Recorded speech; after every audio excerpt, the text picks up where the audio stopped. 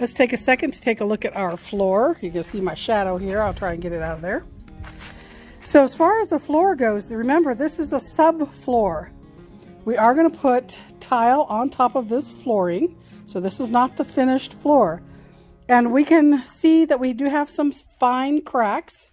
But what I'm looking at and what I'm observing on those is that those are all at the cold edges. Because it's just the two of us and because it's been so hot, we've worked kind of in shifts and we didn't finish this floor all in one day. So we had some cold edges, and that's where these hairline cracks, or these thin cracks, maybe they're a little bit bigger than hairline, are showing up. So we're not too worried about that. If it becomes any worse, we'll certainly fill them in, but I don't see it becoming any worse. One thing that I am really happy about is shrinkage. We don't have a whole lot of shrinkage. So you can see here the concrete versus the earthen floor. Not a lot of shrinkage. So I think we had a pretty good mix so that we didn't get a whole lot of shrinkage going on. But like I said, this is the subfloor.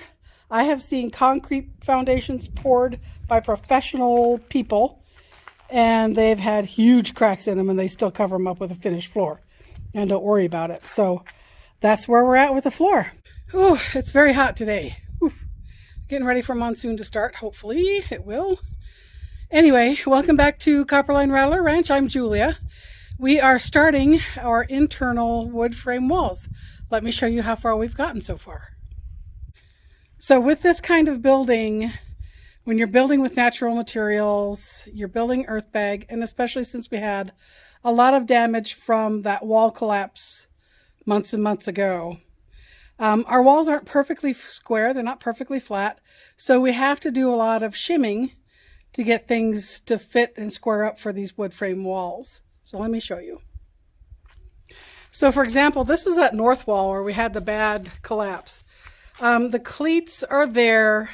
They did shift, and of course we had to add a couple from the collapse section.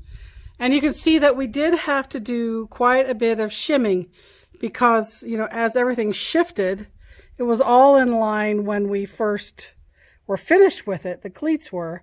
But when the wall collapsed and everything shifted, all those cleats shifted, and we have mudding issues. Like, for example, this area here is bags. This area up here is where we did the cob. So there's huge differences in the way that those turned out. And the same on this wall. You can see that those cleats are actually a bit crooked because when that wall collapsed, most of the walls sank a little bit as well. We did have a flood in this room, the bedroom, and that caused some settling, some significant settling, and that caused all the frames to the windows and doors to come out of square. So with all that, we've had to make some adjustments, a lot of shimming to get everything square as far as these frames go. Now this is not quite complete. We still have a little bit more hardware to put on up at the tops above these doors, these door openings. There'll be some hardware put up on there. And then we're going to get started on this wall that separates the bathroom from the bedroom. So that will be next. This is going to be a double wide wall because it needs to encase the plumbing that's over there. All right, this is the wall that goes between the bathroom there, the bedroom over here, and here in the front is the living room. These are the openings for the pocket door frames, and it took me a while to wrap my head around that whole thing.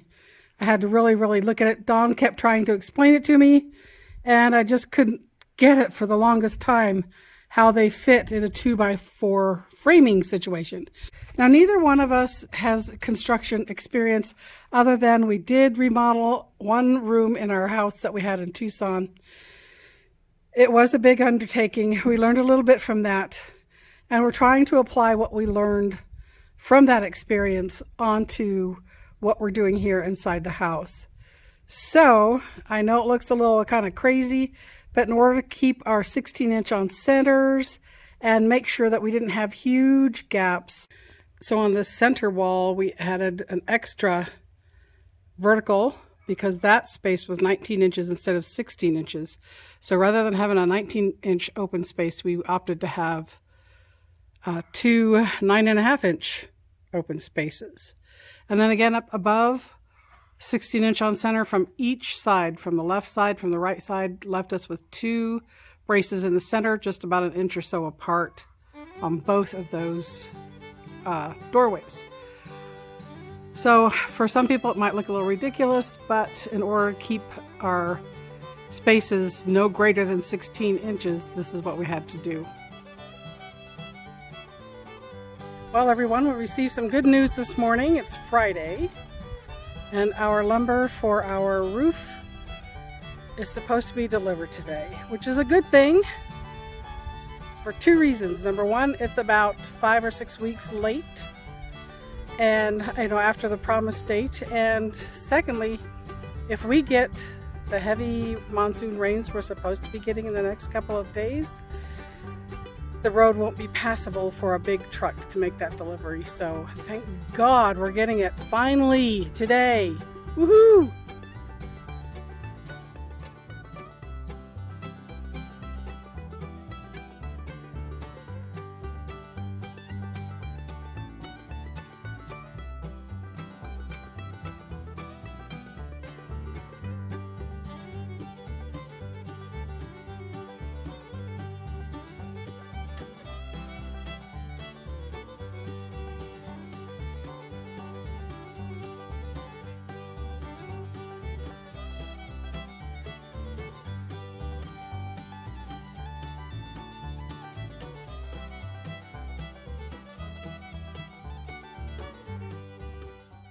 All right, we got our lumber. Yay! Everything is as we expected it to be. The only thing, we asked them to exchange the 15 bad 2x4x10s that we got. But he didn't have a ticket to take the old ones back. He did bring us the new ones. So we'll have to call and see how we're going to get those back. We can always take them back on our trailer. It's just kind of a hassle, especially with gas prices as they are. But I'll take you over there and you can take a look at what these look like.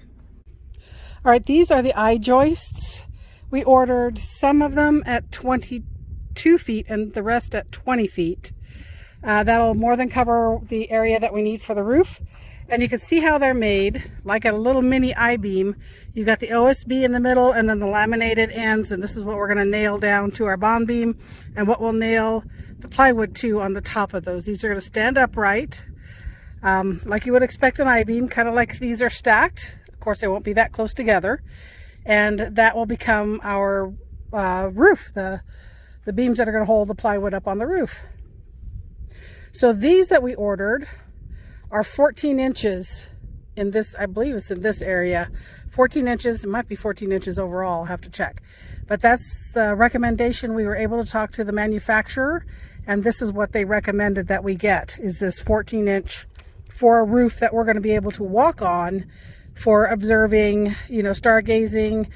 We've got the telescope that we'll put up there. We can do some, looking at the stars through the telescope.